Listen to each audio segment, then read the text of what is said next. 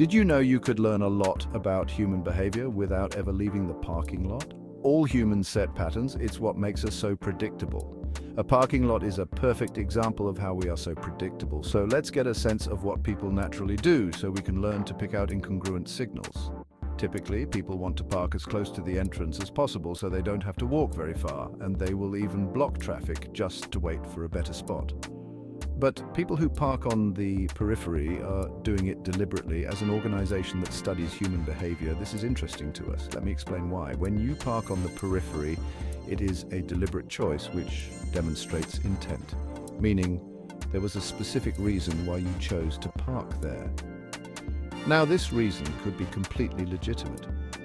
Maybe you don't want your car getting dinged by a careless shopper, or maybe you're taking your lunch break, or maybe your manager told you to park there so customers can park in front. These are all likely scenarios. But there are also some potentially dangerous reasons why someone would park on the periphery.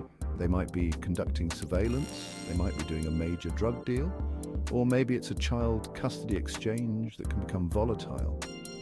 Whatever the reason is, it is an incongruent signal, and it can be identified and investigated further if necessary.